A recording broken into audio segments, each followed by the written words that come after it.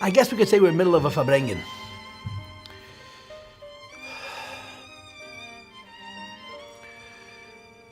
We discussed, in effect, the story of Teves, Chamisha Teves.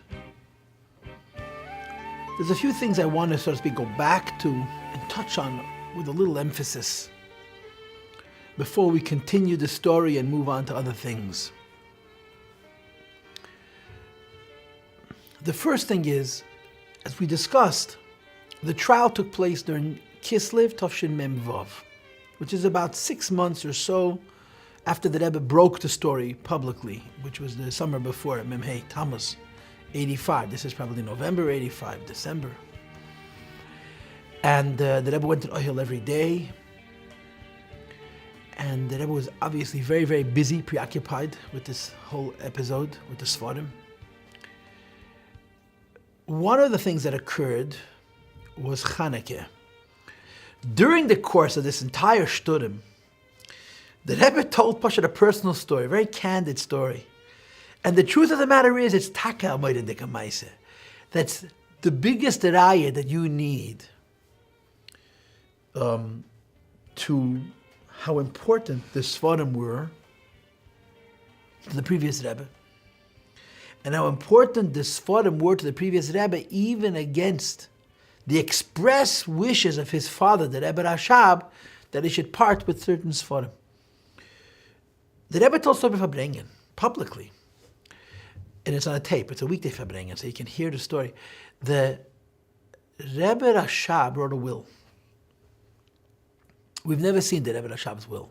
It's very long and very scholarly, and it's Nitin Legalis, Nitin Hatik. It's someplace in the library. Berel Rivkin speaks about it in Ashkafta the Rebbe. The previous Rebbe writes about it in the letters. It's apparent that the Rebbe spent a week. The Rebbe Rashab spent a week writing at Tzavah. It must be a book. But a few pieces of that Tzavah were public because in a year to Hasidim. One of the parts of the Tzavah which was made public was that the Rebbe Rashab wrote to the previous Rebbe that he has Sfarim that he used personally all the time, Alukot Teire and Abiyuri Azeyer and Nachazelcha, that he wanted the previous Rebbe to give as a gift to the husbands of his 3 granddaughters. The Rebbe Rashab had only one son, the previous Rebbe, who had 3 daughters, Chana, and the Rebbetzin Chayamushka, and the Rebbetzin Shendel. And he wrote which of the Sfarim that sat on his table, that he used all the time, should be given to the oldest son-in-law, which of these Sfarim should be given to the second son-in-law, and which of these Sfarim should be given to the youngest son-in-law. So the Rebbe says, when I got married, I didn't know about the Tzavah. I didn't know about it. Years after I was married, I found out that there's a will which entitles me to certain of the personal Sfarim that Rebbe Nishmasen used. So I wasn't embarrassed. I went into the previous Rebbe and I wanted to collect his mines. So the Rebbe said the previous Rebbe did not respond. I could tell from his body language that he was very, very disturbed that I asked a question. And he says, the Rebbe says, I haven't gotten the Sfarim to this day. He wouldn't part with them. The previous Rebbe wouldn't give him up. It was an explicit tzivah from his father. And the Rebbe was using this as an illustration to bring out how valuable Sfarim were to the Rebbe, to the Friedrich Rebbe. And he couldn't part with them. It was a piece of his life. And as a consequence, the idea that you can just take these books and sell them and so on and so forth, the Rebbe described them literally as ripping pieces of his Lebedika flesh, of his flesh. The Rebbe spoke almost every night of Chanukah, and there was an incredible emphasis on doing more, if Miftzah Chanukah, doing more Miftzayim, doing more outreach, lighting more public menorahs. It's interesting that one of the things that was so important to the Rebbe in general, and became especially important that year, was to make public Chanukah menorahs. The Rebbe wanted they should light the public Chanukah menorah in every city in America. Just light menorahs in public places, which is, to the old Chabad, such a chitzoniistic thing, such a superficial thing. To the Rebbe it was so important because, this is one of those things that we can actually understand. We live in a society which is so about show, about chitzonius. Azlas lekarta haler b'nei Musa, when in America, do as in America, and you have to show off, you have to demonstrate, you have to be proud of your identity, and the public menorah is one of the most powerful symbols of Jewish pride and Jewish identity and a sense of belonging and so forth. And the Rebbe was very, very preoccupied with this. And he spoke almost every night. And over the Shabbos, there was a Shabbos and a Matzah Shabbos and a Sunday night. There were several Farbrengens, one after the other, during that Chanukah Tavshin Mem Vav.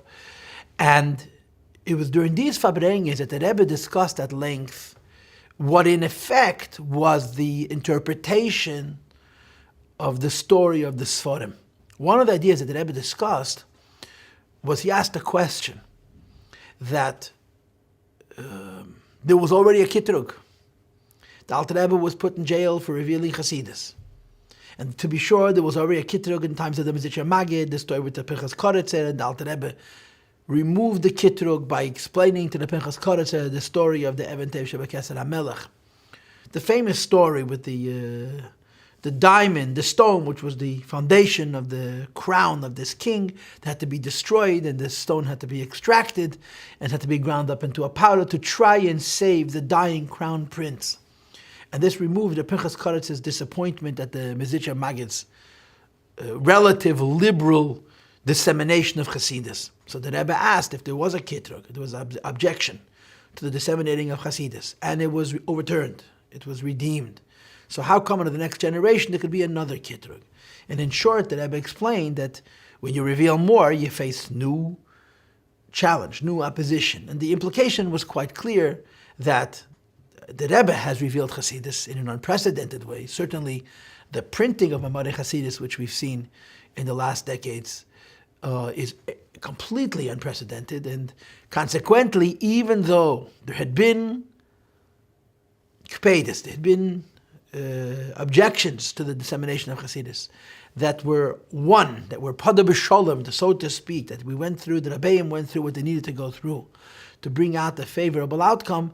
Every time you increase in this, it adds a new challenge and you have to justify it again. When the Rebbe would speak the following year, Tavshin Mem Zayin, when the case was won, the Rebbe explained in effect, if you will, what he had done the Chanukah before. But let me just, so to speak, a little bit incorporate the story. Right? It was a Tuesday morning that the courts called 770 to inform us that there was a verdict. Rabbi Krinsky went down to the court, and he got the papers, and we won everything. He came back to 770. He went into the Rebbe, I believe, like 11:15 in the morning, and he reported to the Rebbe. And the way I understand the story, I wasn't there, but the way I understand the story was that the Rebbe showed no reaction. He kept right on working, like as if it was a piece of information that, if you will, he already had from before. When the Rebbe came out to Mincha, now in those years, of course, the Rebbe davened Mincha upstairs.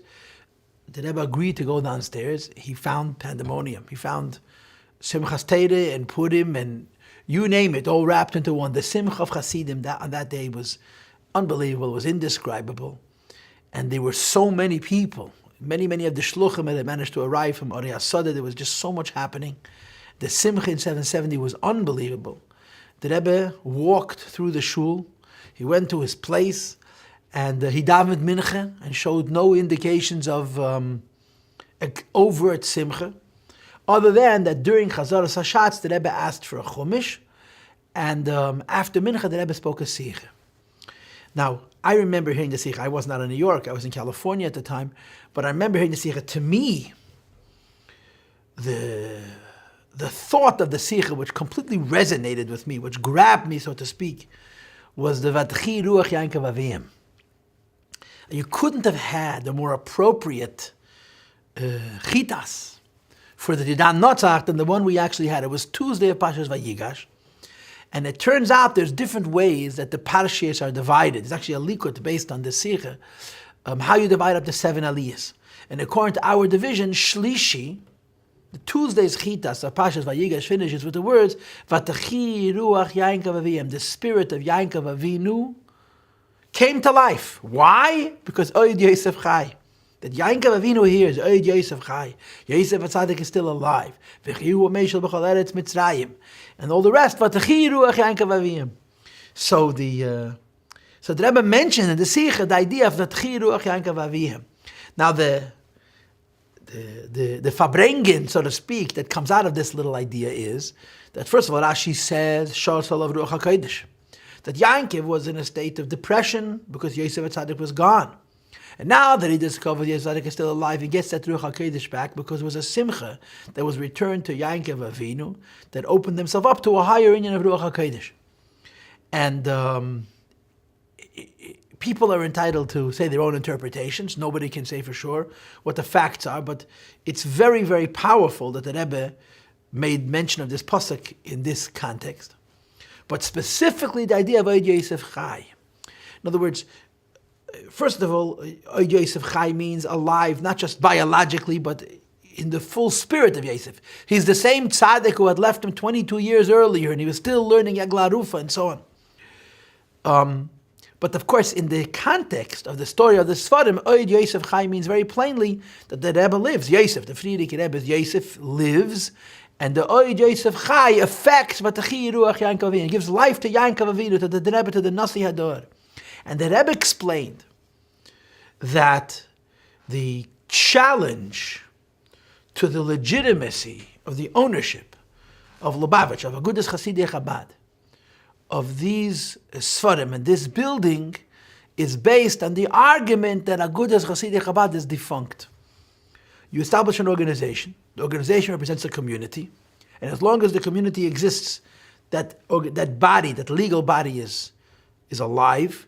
The moment the people who were members of this organization cease to be active in the organization, then it becomes obsolete. Obsolete not because it was officially ended, but because it was practically eliminated. So the Rebbe says the issue was, as Agudas Chasidei Chabad is nish genug aktiv. Agudas Chasidei Chabad was not active enough.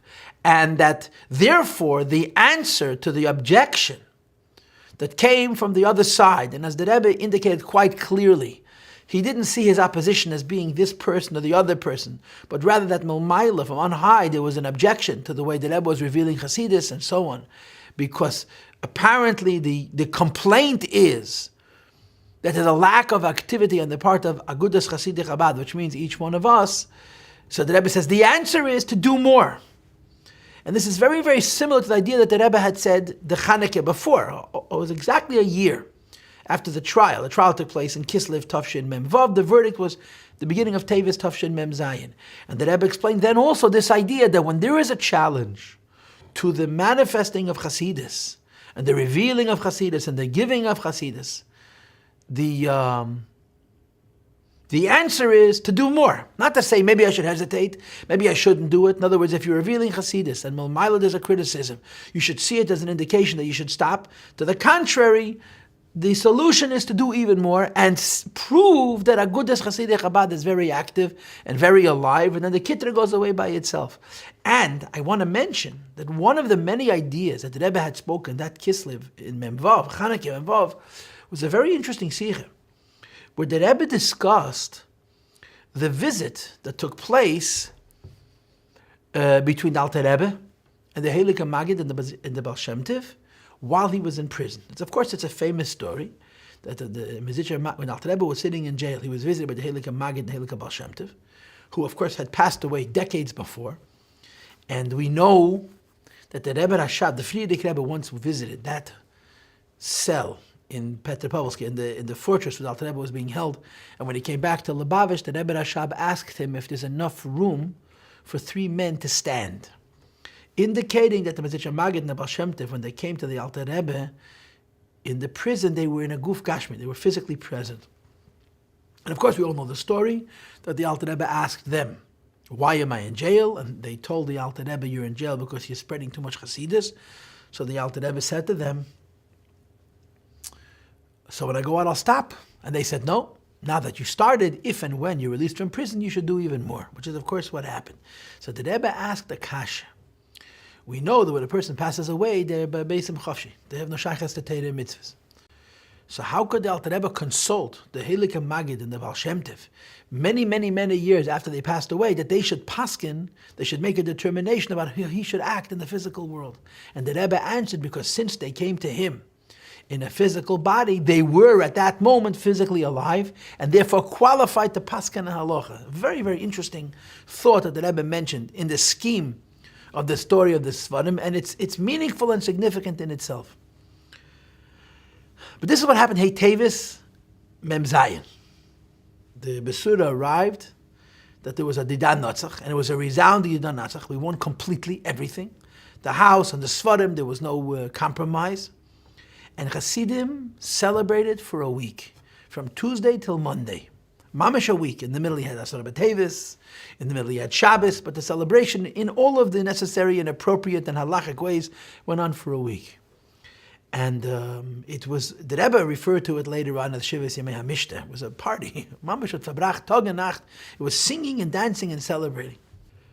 Now, during this week, Hasidim Farbrengen, day and night, in 770. But from the Rebbe's perspective, there were things going on. One of the very interesting things that happened in conjunction was, I told you Hey Teves was Tuesday. I believe Thursday, Zayin Teves, the Rebbe said that this is an Eis Ratzon. It's a special time, it's an opportunity, it's a special Zman Sgula. And the Rebbe said people should write Pedyonis to Friedrich and Rebbe, to the Tzion, to the Oil. And they should say the whole truth, says the Rebbe. They should not at all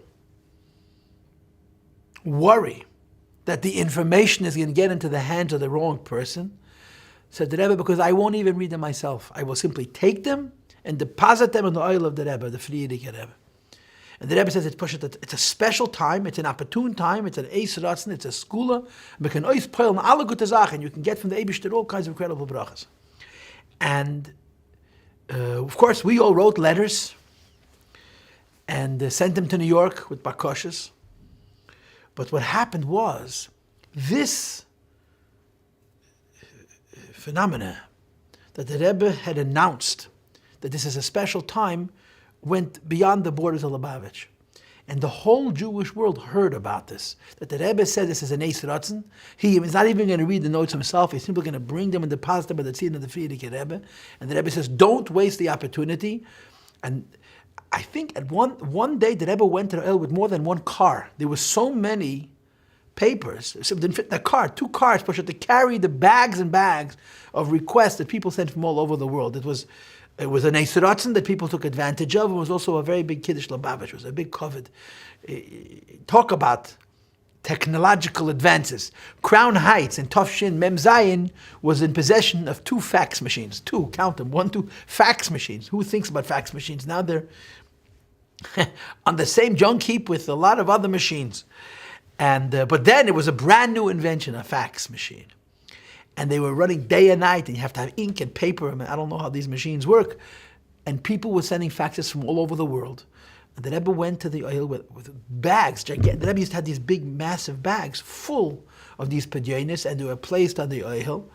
And a lot of the requests that people made during these Eis Ratzon were fulfilled, and in many cases, shalei al pi teva, in an unnatural way. So in other words, it was a dynamic week. It was very exciting. It was full of incredible simcha. But in addition to the simcha and the sichas that the Rebbe spoke, there was also this very significant aspect that the Rebbe had said that this is a very, very special time. People should take advantage of it, and those who did saw the brachas that came from it. The end of the story is that Monday night, the Rebbe spoke a sicha, Yud Beis Teves, a week later. And in that sicha, the Rebbe actually quoted the source of the phrase Didan Notzach, right? The whole story of the Sfarim, the books, can be summarized in the 2 words Didan Notzach. Now, to be sure, people are not aware of this, but the expression Didan Notzach is not new. You have it in Teira Shalom. I think even the Alter Rebbe, there's a quote from the Alter Rebbe who said once, Didan Notzach, of course, in the sichas. But Didan Notzach is not a phrase that the Rebbe himself introduced.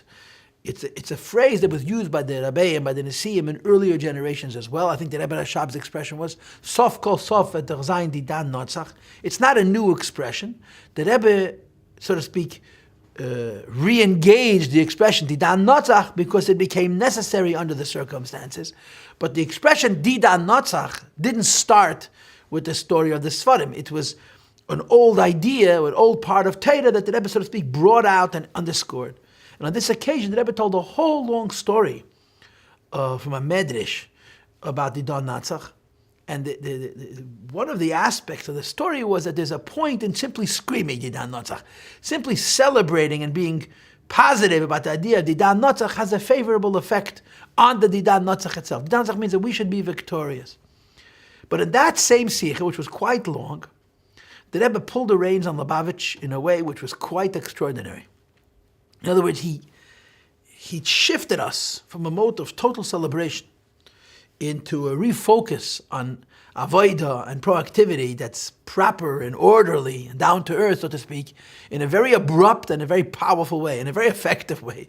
What the Rebbe said is the following, that there's 30 days till Yud Shvat, and that everybody has to prepare for the yahrzeit, for the Hilul, the Friedrich Rebbe. And the way he wants people to prepare for the yahrzeit, they have to sit down and learn, Nigle and Chassidus, and everybody, Bachrim as well as Balabatim, this is Yeshiva Bachrim with all lay people, need to be tested by their Mashpiyim and by their Rashi Yeshiva in Nigle and in Chassidus. And that the Rebbe wants the marks. And the Rebbe said that if he gets a paper that have a list of Yeshiva Bachrim and not all the marks are filled in, the Rebbe is going to say, I'm going to assume that Eine Muchan Lebechina means that if a person's mark is missing, that he's unprepared. I think the Rebbe expressed himself then, Mer felt him nicht. Like this, this is very, very serious. He wants that the Bachrim should sit and learn, and every 10 days there should be a test. And that's what happened. Depending on which yeshiva you were in and who the tester was, it was either more serious or less serious, but there was an incredible amount of learning in 770 the following 30 days. Every 10 days there were tests, and everyone wanted reports of the marks and so forth. This is how it was. This was Toshin Mem Zayin, 1986 to 87. Of course, we all know that there was an appeal. They appealed, and during the duration of the appeal, the Sfarim remained where they were in New Jersey. They were not returned to 770. The appeal was won the following year on Chafhei Mar Cheshvan. Chafhei Cheshvan was a Monday, and this is when there was the second Didan Natzach. And of course, many people felt that it was time to have another party and to celebrate just like we celebrated the year before. It did not happen. And I think it did not happen, not so much because people had used up all their celebrating powers the year before, but because the Rebbe didn't want it to happen. Last year was last year, this year is this year. There was a comment made by the Rebbe in conjunction with something very similar to this, that the luchos harishenis nitnu berash nishtabru. The first luchos were given with a great tumult, and they broke. The second luchos were given very quietly, and they're the ones that were preserved, the ones that we have. And the Rebbe indicated that there's a basis for being quiet about it, as opposed to making a tumult. This was Monday, Chav Hei Cheshvan, and this time, the Sfarim actually returned to 770, although, from what I understand, the story of the Sfarim and the whole court case was not over for 2 more years. And of course, the Sfarim returned the following Monday, which was Beis Kislev. And everybody knows what happened that day. The Rebbe came out of 770 to go to the Oihel, and he saw people waiting for him, and he got really upset. And he articulated, he voiced his disappointment at the fact that people were, in his words, waiting outside looking at a person counting birds, whatever it was. It was really upset. Shabbos, Zayin Kislev, the Rebbe discussed his reaction the Monday before on Beis Kislev. And I happened to be walking out of the Farbrengen that Shabbos, and I met a Yid who's older and wiser than I am, who felt that what the Rebbe did Shabbos was in a way appeasing, sort of correcting a little bit the reaction that he had the Monday before. And what the Rebbe said Shabbos is that somebody asked me, and it was understood at the time that it was the Rebbetzin, that somebody asked me, why did I get so upset that people were hanging around 770? It's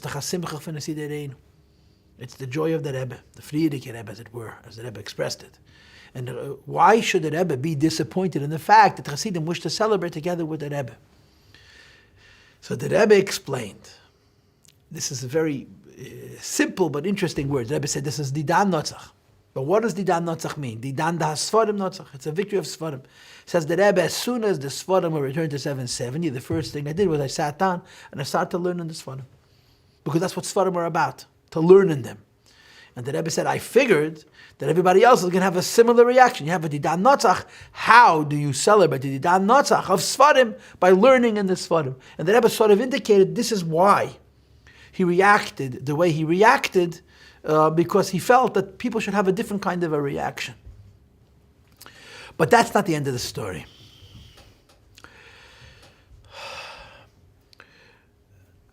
I've mentioned a number of times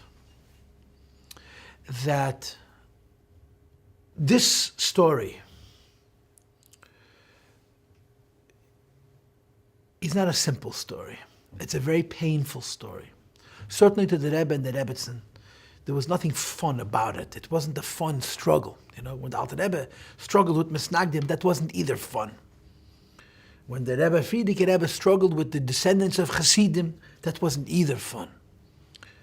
But this was a struggle on the people closest to the Rebbe and the Rebbetzin, and it caused them incredible pain. The Rebbe and the Rebbetzin did what they needed to do because it was the right thing to do. It was the right thing to do, lamailo lamata, for the holiest of reasons and for the most practical of reasons and for all the reasons in between. But they certainly didn't delight in it. They certainly did not enjoy this kind of confrontation, this public discussion about these very, very painful and personal things. The Rebbe had actually indicated, when there was the original Didan Notzach in Mem Zayin in 85, 86 or 87, that he didn't want people to look back, look forward. The case was won, it's over. I think the Rebbe said people shouldn't collect and read the minutes of the trial. People shouldn't even waste their time reading the judge's verdict. The Rebbe felt it was also bittul teira, ad kedei kach.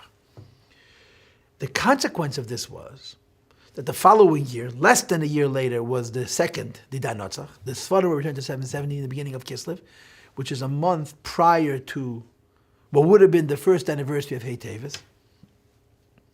And it got closer to the first Hey Teves. After the Didan Notzach, they became what amounted to a division amongst Hasidim. And it's the kind of division that's very, very predictable. There were the young and there were the old.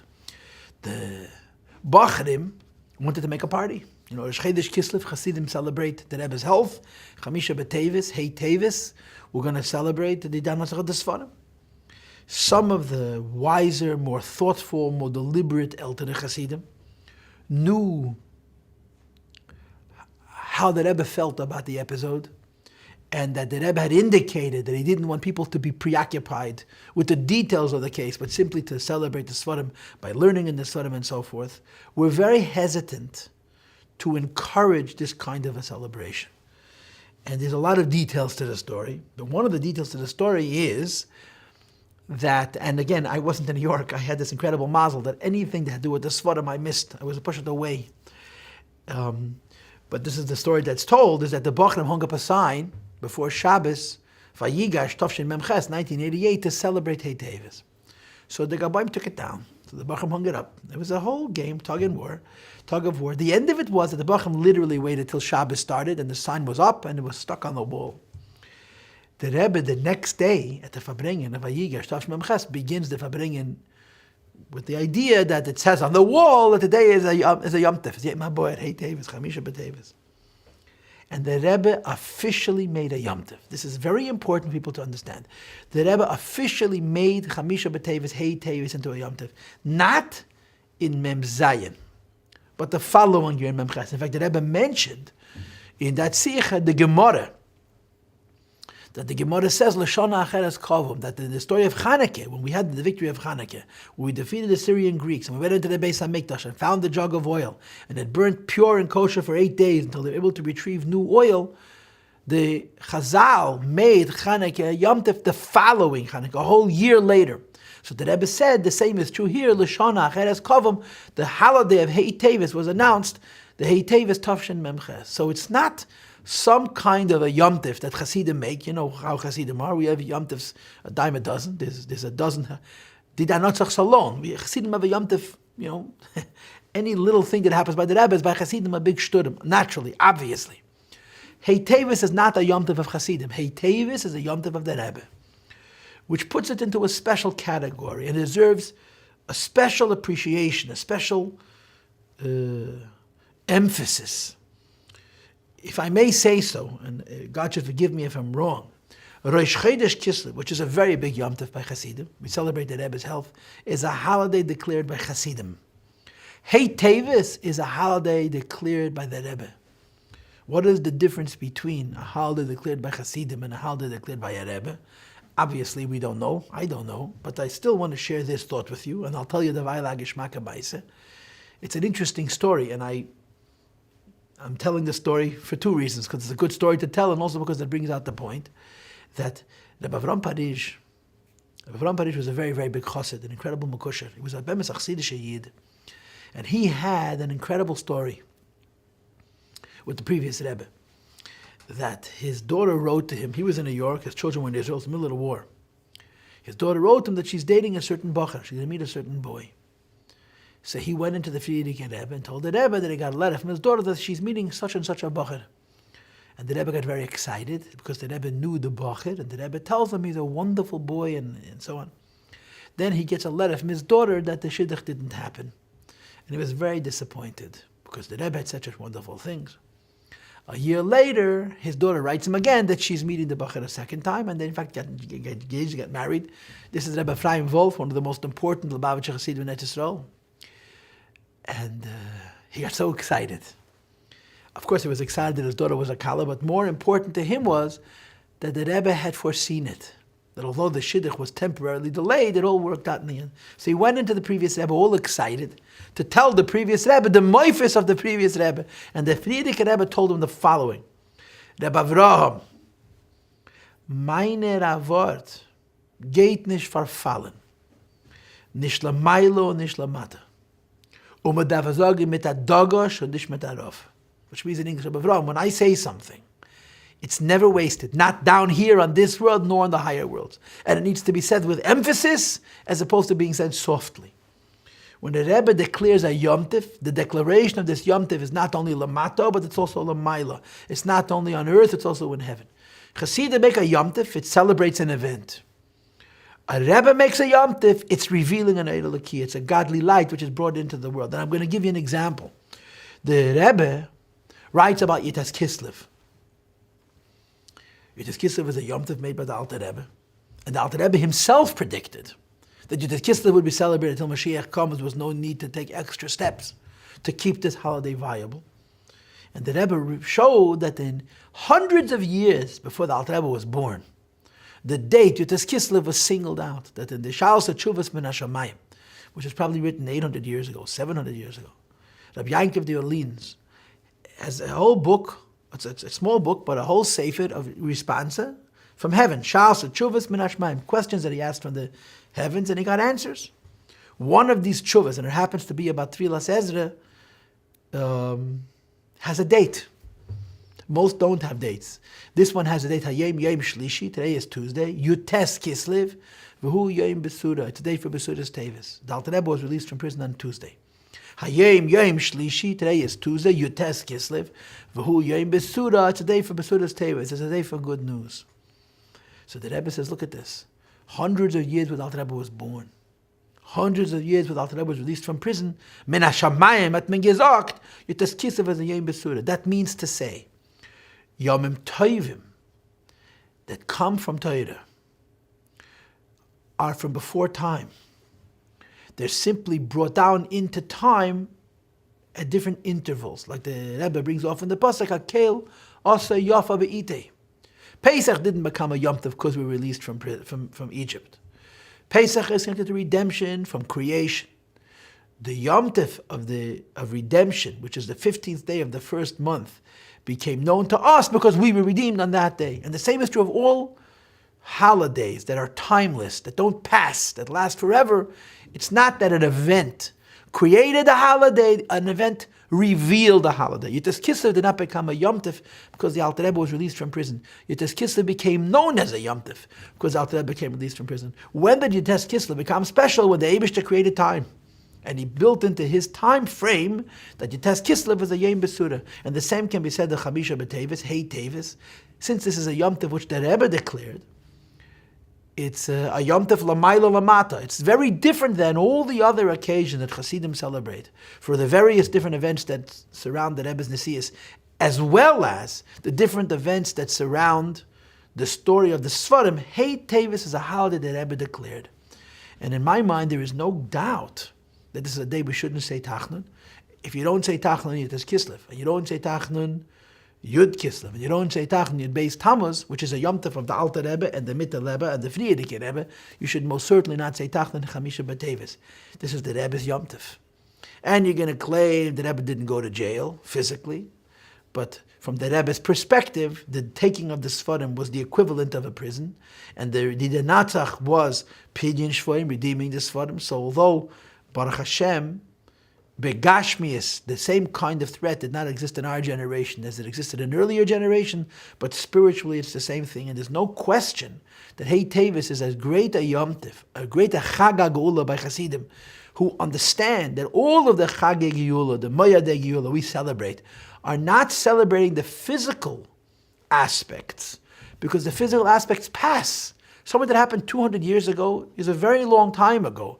We celebrate Yites Kislev because of the spiritual significance of Yites Kislev, which is as viable today as it was when it occurred, because it's the redemption of Chassidus, which is as alive today as it was when it occurred. And the same is true of Hey Teves. It's a mamash a Yom Tov, but it's important to point out that it didn't become a Yom Tov in Mem Zayin, it became a Yom Tov the following year. And beginning with Tavshin Mem Ches, it became a regular Seder by the Rebbe to celebrate Hey Teves. Each year, there was a Farbrengen, or there were Siches, and he spoke about Hey Teves. And one of the points, of course, which came up repeatedly was Sfarim. The Rebbe spoke that Shabbos about strengthening the Rebbe's library.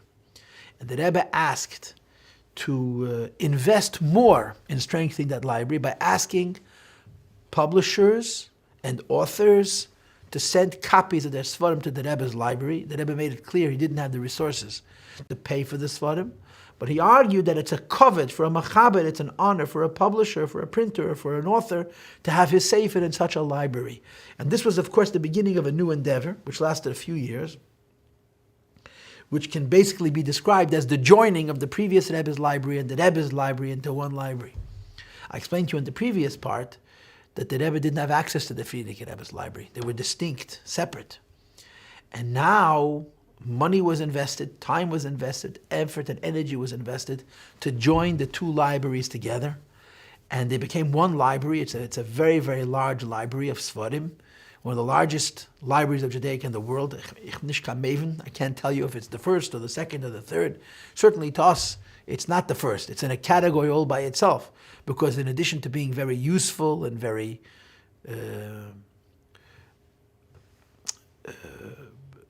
big, with an incredible variety of different types of Sfarim connecting to Yiddishkeit and to Yidden, it's also holy. And holy is a different thing. It's the library of the Rebbe, it's the library of the Frierdiker Rebbe. It became one large library. They joined at that point the building of 770 with the Rebbe's library, both under the ground and on top of the ground. And this also added to the celebration of Hey Teves and the Svarim and so forth. And the Rebbe at that point encouraged time, effort, and money being put in to finally make the Rebbe's library what the Rebbe's library should be and what the Rebbe's library is. Every year, Hey Teves, there was a Sicha. The Rebbe spoke about Svarim, and the Rebbe talked about buying Svarim and Hey Teves. Part of the minhagim of Hey Teves that you should try and buy a Sefer, and so forth. In Tavshin Nun Beis, if I'm not wrong, Hey Teves was Thursday. I believe in Nun Beis Vayigash was Zayin Teves, but I could be wrong. The Rebbe Farbrengen, Shabbos, and of course he spoke about Svarim, but that entire Farbrengen, the Rebbe did not refer to Hey Teves as Hey Teves. He referred to it as Chamisha B'Teves. It's Shabbos. I can't tell you to get the tape, but I was there, and I remember it distinctly. In fact, I remember during the Farbrengen, we discussed amongst ourselves how the Rebbe had changed the name, because the Rebbe must have said Chamisha B'Teves half a dozen times during the Farbrengen, maybe even more. But it was very, very clear that the Rebbe was adapting a new form Until that point, Tafshin Mem Zayin, Mem Ches, Mem Tes, Nun and Alf, the Rebbe referred to it as Hey Teves. On this particular occasion, the Rebbe made it into Chamisha B'Teves. So I'm not afraid to say this because I know that people don't take me that seriously. But nevertheless, L'cha'oira, it seems to me at least, we should really be calling it Chamisha B'Teves and not Hey Teves, because this is the name that Rebbe gave it in the most recent Farbrengen associated with Chamisha B'Teves that the Rebbe had with Hasidim until this date, until this point. Now, there's a lot to take from the story and a lot to be discussed, a lot to Farbreng about, if you will. Certainly, one of the things which is very important for us to Farbreng about is the idea of Sfarim, having Sfarim, buying Sfarim, and if we're in a position to support the Rebbe's library. The Rebbe is very, very into Bayis Molei Sfarim. When the Rebbe made the Mivtzayim, one of the 10 Mivtzayim is a house of holy books, Bayis Molei Sfarim. It's a strange, what does Bayis Molei Sfarim mean? And specifically, every time that Rebbe spoke of Bayis Molei Sfarim, it would also add the words Yavna v'chachameha. The Rebbe wants people to support Sfarim and to support Talmidei Chachamim, to support Torah. And to the Rebbe, it's a big deal that in a Chassidish house there should be a lot of Sfarim. The Rebbe said that just like in every home you have the decorations that define the home, in a Chassidish home, you walk into a Chassidish house, what defines the home? The Sfarim. And in the more recent years, the Rebbe spoke specifically about not only having a lot of Sfarim, and that the Sfarim should be the beauty of the home, the decoration, the thing that strikes you when you come at a Yiddish home is the Sfarim, but that the Rebbe said that the bookcases should be built into the walls, which makes them part and parcel of the house. So it's not just you have a house and you have bookcases and you have Sfarim, but that the house itself is a sacred house because the Sfarim are sitting in shelves which are literally a part of the structure of the house itself. All of these ideas came in conjunction with the Sfarim. So certainly there is this priority when it comes to Chamisha B'Teves about buying Sfarim and having Sfarim. In other words, there are people who feel, when I was growing up, we used to collect pennies to buy another Sefer from Nerkes, from Kahos. Now, Baruch Hashem, there's so many Sfarim from Kahos, and the Sfarim are so expensive. A lot of people, I don't think Bachrim ever lose interest in buying Sfarim, but, once upon a time, if you were Lubavitcher, a new Sefer came out from Kahos, you had to have it. From what I understand, it's not true anymore. I guess part of the reason is because there's simply so many Sfarim and it costs so much money, and they also take up space on shelves, which we don't have. And of course, today you don't need books anymore, you only need is a computer. But to the Rebbe, it was important that people should buy books, should have Sfarim. And if you can ask yourself, why do I have to have a whole set of my Morim and Alter Rebbe? I don't even know how to open them. Why do I have the whole set of Sfarim of the Mittel Rebbe? I don't know how to open them. And the answer is, this is what a Jewish home looks like. A Yiddish home is full of Sfarim. Even Sfarim you're not going to use. A Yid's definition, or in terms of how he lives, what is his decoration? What beautifies his home? Sfarim. And this is an idea that the Rebbe spoke many times, but also specifically in conjunction with Chamisha B'Teves, with the Pashas HaSfarim. Now I want to share some thoughts.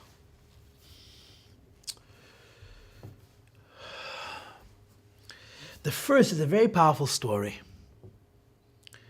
And I believe that it's an early version of the Rebbe's argument about the Sfarim story.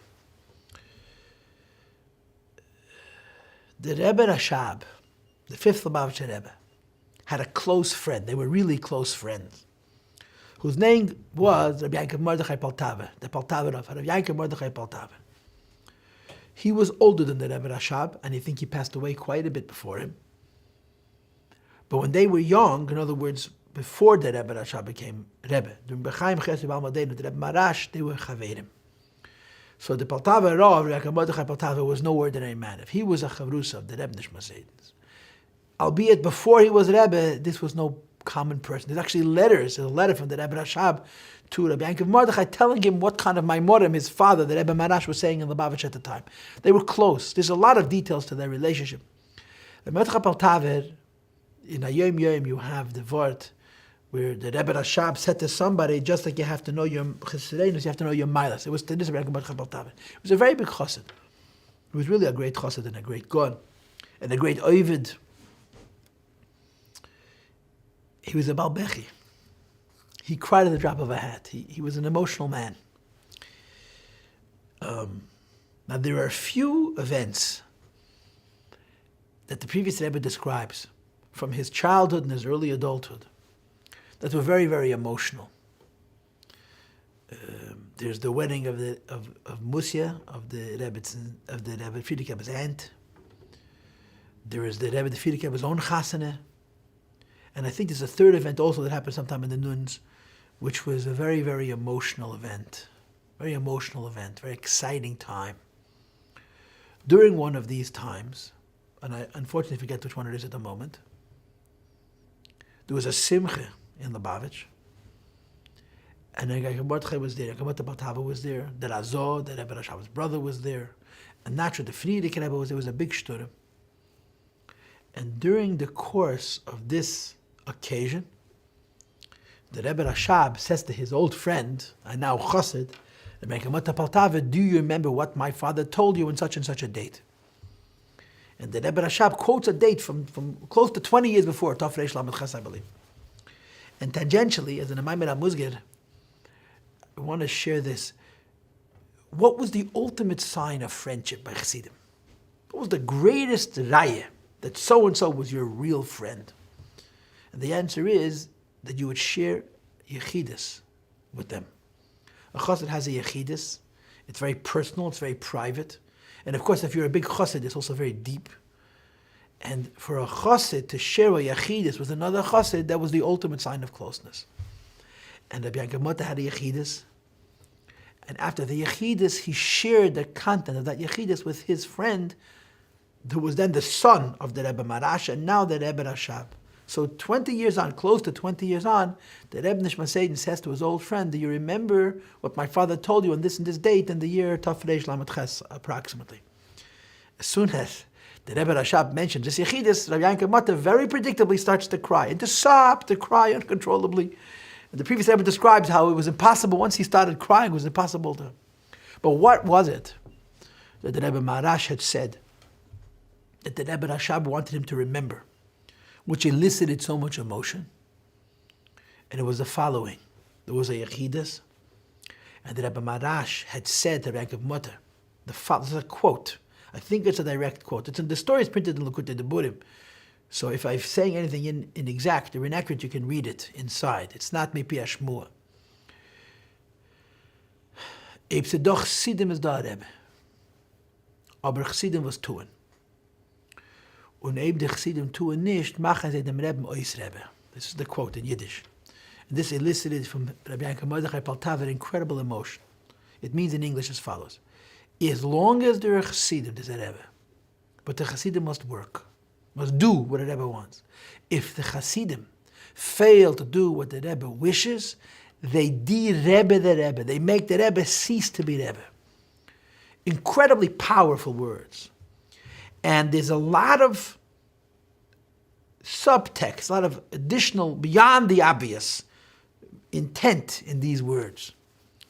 One of the intent is, as long as there's Chassidim, there's a Rebbe, means that a physical separation, a physical hell of a hesed, the fact that you don't see the physical presence of a particular person, when you're dealing with a tzaddik, the Alter Rebbe says in Tanya that the life of a tzaddik was never his biology. It was always Emunas Hashem and Avas Hashem and Yiras Hashem. And more particularly, we're dealing with a Rebbe, Nossi B'Yisrael.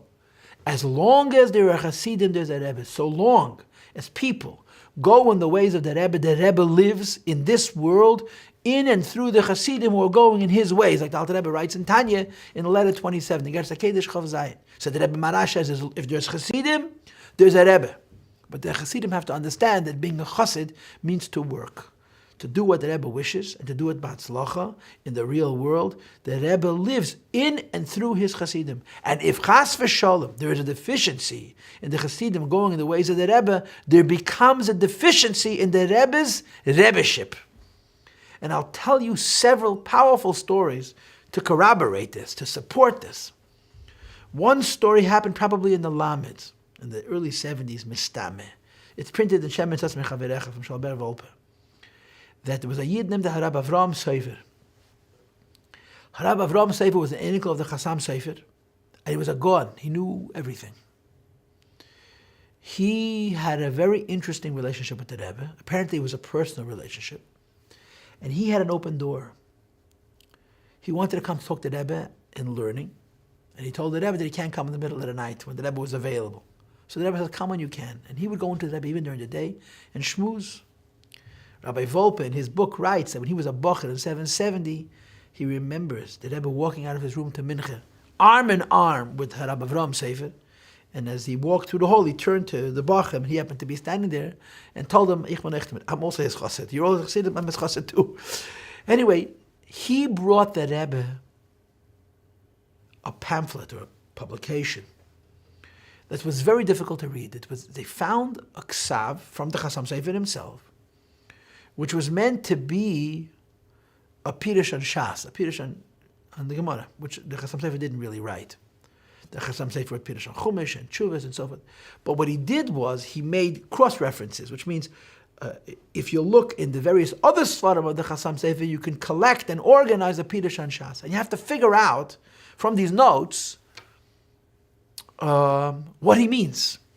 The problem is that the Chassam Sefer wrote these notes not on the printed Svarim of the Chassam Sefer, but on the manuscript. In other words, if you have all the Svarim of the Chassam Sefer, and you have this note, which references all the other places where he talks, for example, about Masechta Baba Kama, you would have to figure out what he means, because he's not using the form of the printed Svarim, but of the manuscripts which he had before the Svarim were printed.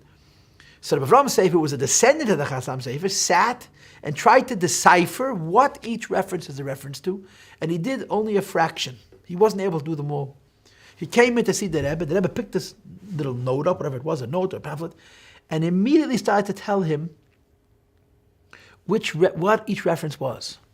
And he was completely blown away. You know, that the Rebbe knows Shas and Yerushalmi and Rishonim, but that the Rebbe should know the Svarim of the Chassam Sefer better than the Chassam Sefer's descendant, who was himself a god. And he was just so floored. He said to the Rebbe, he says, how could you know so much? How is it possible for you to have such an incredible mind that you know more about the Svarim of Ma'izeda than I myself do? And the Rebbe said to him, or the Rebbe said, for the Chassidim. I may not be quoting the quote precisely, but the spirit of the quote is the Rebbe said, I get this koyach from Chassidim. There's more Chassidim, and greater Chassidim, the Rebbe becomes a greater Rebbe. And the Rebbe indicated that in that episode. Fast forward a few years, Rabbi Yankel Hecht, Rabbi J.J. Hecht, all of us, Shalom Zachenu Levracha, once told the story publicly. I heard it from him. I think I heard it from him more than once, but I certainly heard it from him once. That during the MEMS, during the 80s, when the Rebbe had a lot of opposition, and it was painful, he said to the Rebbe, Rabbi Hecht, who once told us that he had told the Rebbe about something, that I am not the Rebbe's chassid, I'm the Rebbe's son. And the Rebbe sort of accepted that from him. I heard that myself from Rabbi Hecht, that he told the Rebbe about a certain issue. A chassid doesn't talk this way to a Rebbe, but a son talks this way to a father, and the Rebbe was makabel from him. So he said that I told the Rebbe that the fact that the Rebbe has so much snagdus is not something that I'm going to lose sleep over. Because he said, if the Rebbe wants, he can be mevatel all of the opposition. If the Rebbe wants, there won't be any opponents. And if the Rebbe allows there to be an opposition, that's the Rebbe's choice, and I don't have to eat my heart out that the Rebbe is allowing himself to have menagdim. And the Rebbe said to him very seriously, I have the power that I have comes from my chassidim. Which is interesting, because everybody understands the Ein Arech. How do we come into the sphere of the Rebbe? A Rebbe is a Rebbe, a Gadol, a Tzaddik, and a Kodesh, and Eved Elikim, and all the rest. Nevertheless, there is something above all of those other things, which is like it says in the Maimer, Sheish Meis Elef Ragli Ha'om Asher Anoichi B'kirbe. Moshe Rabbeinu, as great as Moshe Rabbeinu is in his own milas, achieved the level of Anoichi because of Ha'om Asher Anoichi B'kirbe, his relationship with people like ourselves. You know, for Ana Filen Kute de Burim, a flam fire de kavod. Mamash a flam fire de kavod. I think Rabbi Isaac Holmler said it, but the previous Rebbe quotes it. That Adam Rishon was not a Rebbe. Adam Rishon was not a Rebbe. Now, of course, that's a very, very strange statement to make. Why? Because Adam Rishon is considered the ultimate neshama klaus. Every Jewish soul that will ever be born until Mashiach comes from Adam Kadmah, comes from Adam Rishon. He's the most general of all general souls. In other words, the general souls are broken up into 7. Avraham, Yitzchak, Yaakov, and so on. Adam is 1. Chachmei Allah is Adam Rishon.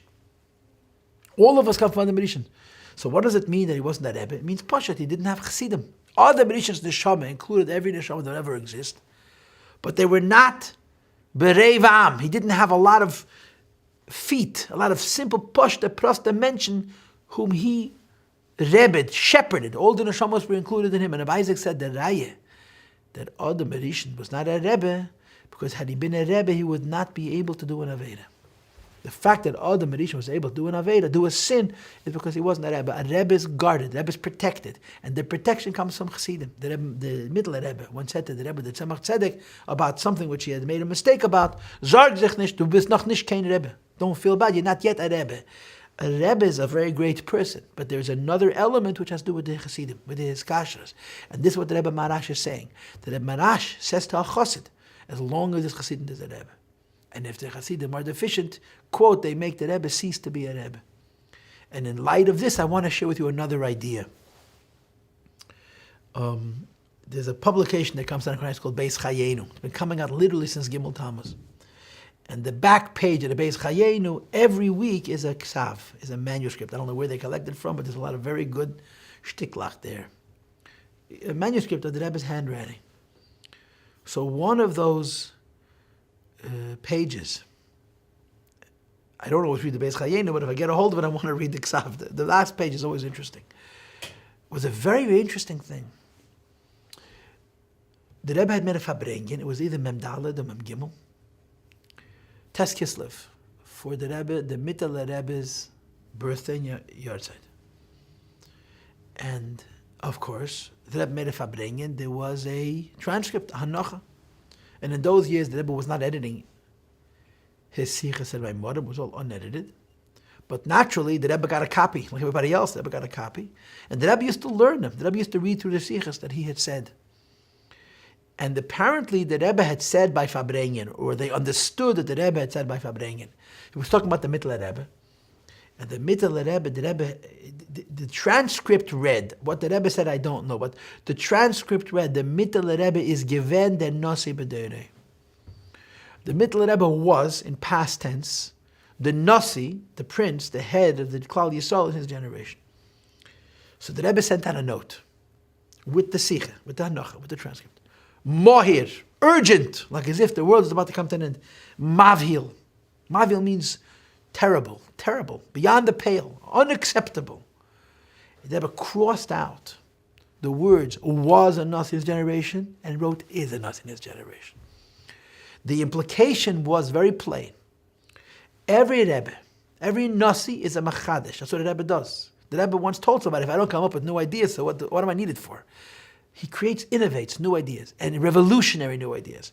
New ideas that break the mold, break what is established in the world of Yiddishkeit and add something new, something additional.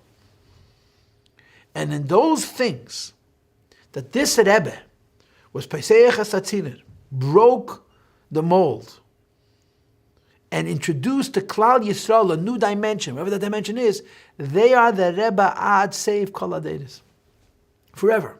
In other words, when you connect to an Indian that was a chiddush of the Mittel Rebbe, it's not the Mittel Rebbe was the Rebbe so many years ago, you connect to the Mittel Rebbe now as well. Now, of course, that's disturbing to Chassidim. Correctly, it's disturbing to Chassidim because we have only one Rebbe. So the Rebbe once spoke about this in the Farbrengen. In Tes Kislev Tafshin Rav, the Rebbe said that every Rebbe after is Mamala Makayim Avesa fills the place that the Rebbe came before. And as a result, it's not the Mittel Rebbe per se, but the Mittel Rebbe as it's in the Nasi of our generation, the Rebbe. But the point is that a Rebbe gives a koyach for new giloyim, new ideas, new methods of serving the Eibishter. Any Jew, any time, any place, under any conditions, who follows the Rebbe, the Heros, or the Nasi is drawing koyches from that Rebbe, that Nasi. And this is what the Rebbe Marash was saying. And that's the story of Teves. That's the story of Chamisha B'Teves. It's a story that says, Oid Yosef Chai. As long as there's Chassidim who go in the ways of the Rebbe lives in those Chassidim. And of course, There's the mysticism of this, and then there's also the practical dimension of it. The practical dimension is tzibule batel, communities don't die, and the mystical dimension is bepashtas. A Rebbe's Metzias is a ruchni's dika Metzias always, and that ruchni's Metzias does not have any limitations of time and space. And as long as we follow in the ways of the Rebbe, we're connected to the Rebbe, and the Rebbe lives in us and through us, and the Rebbe is our Rebbe, and we're able to be his chassidim. And the importance and the seriousness of Chamisha B'Teves for us at this moment, as we wait every second for the Isgalus and for Mashiach, is indescribable. The idea that you have a whole generation of children, who some of them already adults, who it would be physically impossible for them to have ever seen the Rebbe because they were simply born too late, who are genuine Hasidim, truly Mekusher to the Rebbe, more than their parents and their grandparents. Because a Rebbe is a koyach elaki, it's a godly strength that transcends time and space, and all of us know you could have spent your whole life in 770 and come away with nothing. You could have spent 5 minutes in 770 and you have your life transformed. And we see, in fact, a generation of kids growing up who are genuinely mekusha to the Rebbe, who have a sense of what the Rebbe wants and what the Rebbe stands for, and the emes and the mesiras nefesh that the Rebbe is. And the Rebbe lives in them and through them and so on and so forth. And we as people have to appreciate this truth. The truth is that when we do what the Rebbe wants, the Rebbe lives in us. The more we do what the Rebbe wants, the more alive the Rebbe is. And to be very blunt, the more alive the Rebbe is in us, the more living we are. And the less alive the Rebbe is in us, the less living we are. This is not something you have to read about in the book, or bring a raya from a Zoyer or from a Tanya. We know this pashat from my own personal experience. The only real life of a Yid, Seif kol Seif, is Yiddishkeit. It's Chassidus, it's our relationship with the Rebbe. And I want to finish with one final thought. And that is this. During the Parshas HaSfarim,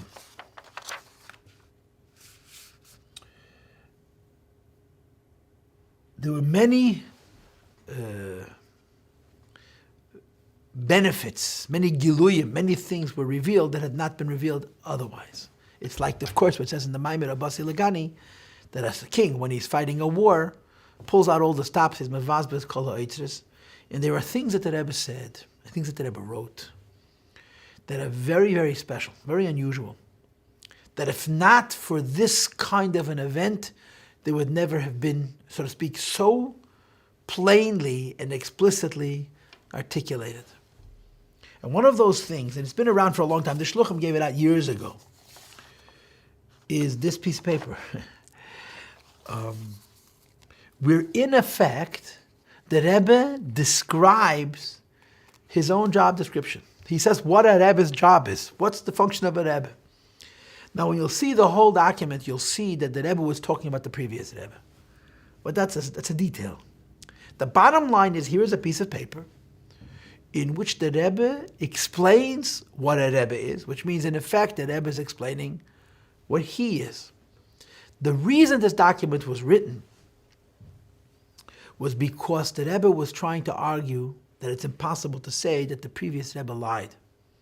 When the previous Rebbe wrote that the Sfarim belong to Agudas Chassidic Chabad over and over and over again, and they're not personal, they're public, and the opposition was claiming that all those things were written lefanim because he wanted the government of America to support it, he wanted the European governments to support it, but really he didn't mean it, makes the Rebbe into a liar. And the Rebbe argues there's not a single document, legal or otherwise, in which that we know that exists, in which the previous Rebbe refers to the library as anything other than the property of Agudas Chassidic Chabad. And the Rebbe introduces this argument by defining what a Rebbe is, and then he goes on to say how foolish it is to consider the possibility that the Rebbe is telling a half-truth. So I want to finish this Farbrengen with reading this ksav. I'm hoping that when you'll be watching it, you'll be able to see it on the screen. There's literally ksav yad koch. You can see the Rebbe's own original hand. And of course, the Rebbe's handwriting is a bit difficult, but you also have it in type. I'm going to read it with you. I'm going to translate it for you. Kichol Admoirei Chabad, like all Lubavitcher Rebbes, and again, officially the Rebbe is talking about the Frierdiker Rebbe, but without a doubt, the Rebbe is also talking about himself. Like every Chabad Rebbe, HaYesoid HaRishon, what is the first foundation of what the role and the function and the job description of a Rebbe is? Bittul Hayesh, to get over your ego, to get past yourself, not to be busy with yourself, to be so dedicated to the cause that you don't matter, all that matters is the cause itself. Of course, maschel biyatzmei ba'amitis, beginning with himself. A Rebbe's first responsibility is that in his relationship with himself, he should get over himself altogether. It should not be about his yesh, about his ego and his interest. It should be about the cause. Bittul hayesh ba'amitis. And then it says, Hayaysi Admoir, being a Rebbe, Harei ze shlichus nafshis ve'ikris. Being a Rebbe is a mission that has to do with the neshama, and it's core, it's basic. Now what that means is that, if you will, for most people, we have spheres of influence. We have rings of influence. What's our first sphere of influence? Ourselves. Beautify yourself, make yourself true, make yourself honest, and then beautify and make true others. Beyond yourself, your sphere is your family. Beyond your family, your sphere is your community, and so forth. By a Rebbe, the words are shlichus nafshis ve'ikris. It is the purpose for his neshama being in this world to be a community person, a klal person. In other words, as you'll see as I read this whole piece, that his personal avodah is secondary to his role as a Rebbe Nasi B'Yisrael, which is very unusual. Because usually, your first responsibility is yourself, your second responsibility is the people around you and so forth. In the case of a Rebbe, it's the other way around. His whole metzius is first of all, nafshis, the iknis, to be a menayla eda, to lead a community. There's a sikha from the previous Rebbe. I don't remember the details, I'm not going to tell the story correctly, but the spirit of it is that the previous Rebbe tells a story. It's printed in the Sichas Tafshin Zayin, Tafshin Ches, where his father told him, the Rebbe Rashab told him, how the Rebbe Marash had called him before his bar mitzvah. The Rebbe Marash called the Rebbe Rashab before his bar mitzvah. And he said to him, Azeya neshama, klala neshama, prata neshama, which means that there's different kinds of souls. Some souls are individuals, and some souls are collective, they're general. And he told the Rebbe Rashab before his bar mitzvah that he should know that his neshama is a klala neshama. In other words, he's not a person. He's a klal. He's the basis for the whole of Klal Yisrael. So the previous Rebbe said that his father, the Rebbe Rashab, told him that at that age, when his father told him this idea that he's a neshama klalis, a pain shot up his back, from his lower back up to his shoulder, and he lived with that pain kol yom of it, never left. The thought, klal neshama, prata neshama, that he is a Rebbe. And we always know that a Rebbe is not something that you become because there's a vacancy. A Rebbe is a nishmasi. Here we're learning something even deeper. Not only is a Rebbe a neshama issue, that's his first inyan, klal. There's a famous sikha, Lekut HaSichas, Chelik Yud Ches, Yud Beis Tam sikha, where the Rebbe told a story how the Rebbe Rashab and the Chaim Brisker, who were the Gedolei Yisrael in Russia, were at a meeting. And they were trying to push something through, and they failed. And the Rebbe Rashab cried. And Reb Chaim came into the Rebbe Nishmas Eid, and he saw the Rebbe Rashab crying. So he said to the Rebbe Rashab, Lubavitcher Rebbe, why are you crying? We did everything we could. So the Rebbe Rashab said, but we failed. So the Rebbe analyzed the story. Reb Chaim was a Godel Yisrael Amiti. No one's going to question that. Amiti. Why was it that the Rebbe cried and Reb Chaim didn't cry? And the Rebbe answered, because the Rebbe is a neshama klalis. In other words, working on behalf of Klal Yisrael, in the case of a Rebbe, is not secondary. It's not an addition. It's not something he's volunteering for. That's his purpose. In the words of the Rebbe, shlichus nafshis ve'ikris. It's their essence. A Rebbe would not exist if there was not an Eda. If there's no community, there wouldn't be a neshama klalis. And it continues, lenahalom ule'edadam to lead and to encourage, b'teiru mitzvahs, b'chlal, in being frum, learning Torah and doing mitzvahs, parenthesis, maschil, be'emunas Hashem, beginning with faith, and of course I don't have to tell you, the whole chiddush of Chassidus is that you have to preserve the neshama, you have to preserve the emunah, first and above all else. And then it says, Shmiras HaShulchan Aruch, in addition to the strengthening of emunah, Pasha being frum and keeping the Shulchan Aruch v'chulu and so forth, end the parenthesis. So a Rebbe's nafshi v'ikir purpose is to lead, and then he says, Ulahareisam dugma chaya bazeh. The Rebbe himself should be a living example of this. And then it says in parenthesis, Ad kedei mesiras nefesh b'peil. That the idea that a Rebbe shows an example of what it means to be a Yid, as a Yid is supposed to be, with emunah and with Shmiras HaShulchan Aruch, is till the extent of mesiras nefesh b'peil. This is what the Rebbe writes. And I'll tell you a couple of stories. One I pushed and read today. There's a sefer called Eitzer Chasidim. And in it is a story from Rabbi Zalman Gerari. It could be that's in his biography, but I forgot. But I read it here. That he needed to go through a medical procedure. And this medical procedure was complicated in halacha because it may have violated certain things that you're not supposed to do according to halacha. It's a complicated situation. If he wouldn't go through the medical procedure, it would be very difficult for him. He was incredibly frum. Rabbi Zalman Gerari was incredibly frum. And he decided that he's not doing it. In other words, he'll suffer, but he doesn't want to violate this particular halacha, din or mitzvah. And he told it to the Rebbe, that he's planning to not go through this procedure, even though the doctors are prescribing it for him. So the Rebbe said to him, "Das nicht von the drei Averes, for the Shetah Harig Val Yaver." This is not the kind of thing about which it's written you have to die for. You have to lose your life for this. So Rabbi Zalman Gerari says to the Rebbe, he said, I heard from the Rebbe Tzachaya Mushke that there's many things that the Rebbe did, biz mesiras nefesh b'peil, that were not from the three Avedas. For example, that when the Rebbe lived in Germany and in France, his care about Cholav Yisrael was till mesiras nefesh.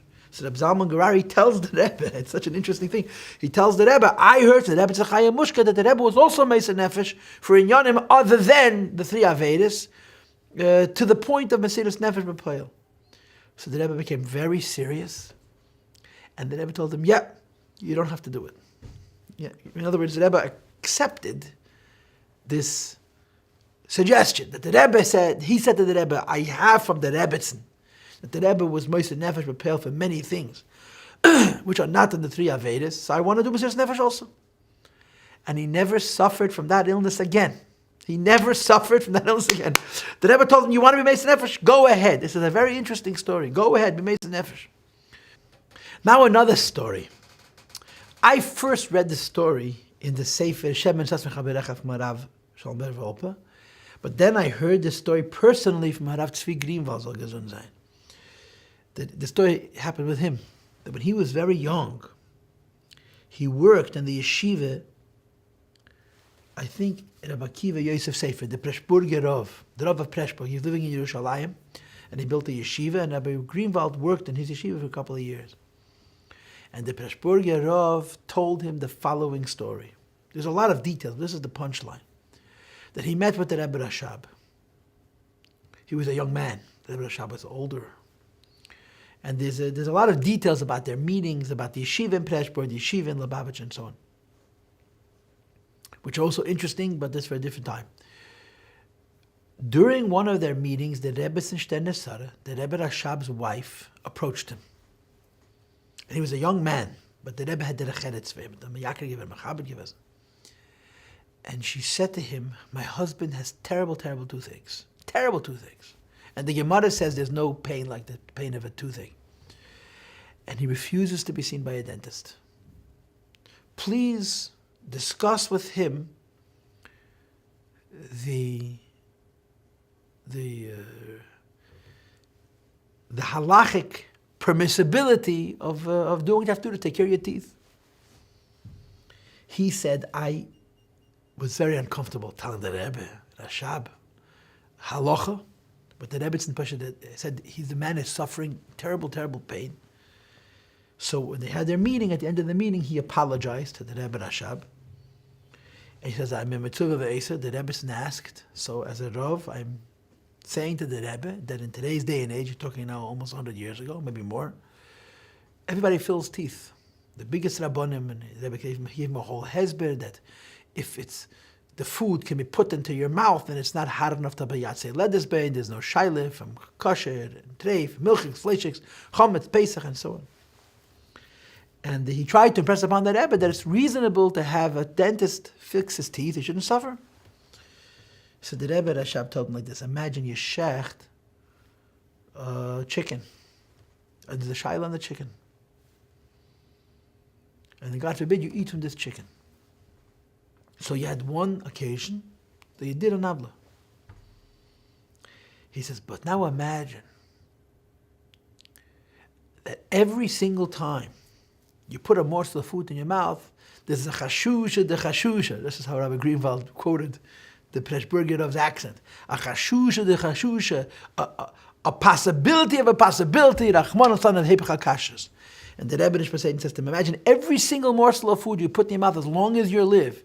You're having a chashusha de chashusha, a possibility of a possibility of nishkein kosher. And he tells him, das tut mer veid v'yede tzeivetig. This is more painful than any kind of toothache. So he says to Rabbi Greenwald, he says, the Rebbe is telling me the stories that my knees are pounded together. He says, I understood what it means in Yiras Shamayim.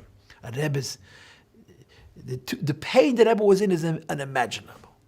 But the idea that a remote possibility that could be a shaila of Hepech HaKosher is more painful than a toothache, it absolutely blew him away.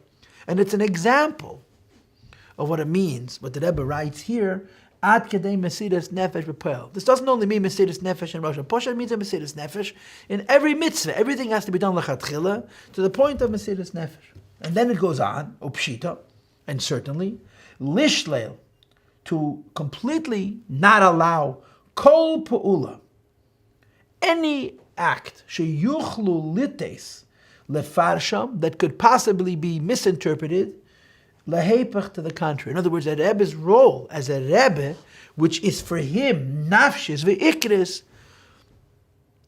is that he should be a leader to his Chassidim, to Klal Yisrael, by being a dugma chaya til Mesiras Nefesh, and certainly not do anything which can be interpreted in the wrong way. So the Rebbe goes on to say, La'acharei beyond, secondary to his public role, boim chayav b'tor prati, comes his personal life. This is incredible. The Rebbe says the Rebbe is first of all a public person, then a human being, a private person, in other words. V'gam bazeh, and certainly here also, Yosef, it is critical, shalei negei a cloud, that it should not at all touch b'tafkidi hakloli v'ha'ikri. It shouldn't touch his general role, which is his primary role. In other words, to the extent that a Rebbe has a private life, a personal life, and a personal life means a personal avoida, a personal relationship with the Eibishter, that's secondary and is not allowed to at all compromise his first responsibility, which is a public responsibility, which is the idea that a human being should define himself and saying, I'm first yours and then myself, then it belongs to me, is quite remarkable. And that's what the Rebbe describes the Frierdiker Rebbe as, and certainly the Rebbe is talking about himself as well. And in the next paragraph, the Rebbe goes on to argue that the thought that the previous Rebbe would tell a lie or a half-truth to protect the personal interest is ludicrous, and the Rebbe writes, it's Chilul Hashem Achi Gadol. So in conclusion, let us draw from this day, above all else, Lebedigkeit, life and joy. In spite of the Chitzonius de Halamas Vestadim, it's Yainkel Avinu Lei Meis, Mazare B'chaim Avu B'chaim, and understand that the more we connect to the Rebbe by learning his Torah and going in his ways and doing what he wishes us to do in all aspects, the more living he is, and the more living he is in us. And it feels good. It feels good. Everybody knows that when you have a Hasidic day, or a Hasidic week, or a Hasidic month, besides for all the holy advantages, it's pushed psychologically a wonderful place to be. and take it from a yad. We should see the Rebbe. There should be the Huba Chaim, even to the Nefesh Bahamis, and to the Yetzer Hara, and to the Satan, and to the Malach HaMavis, and whatever other names he has.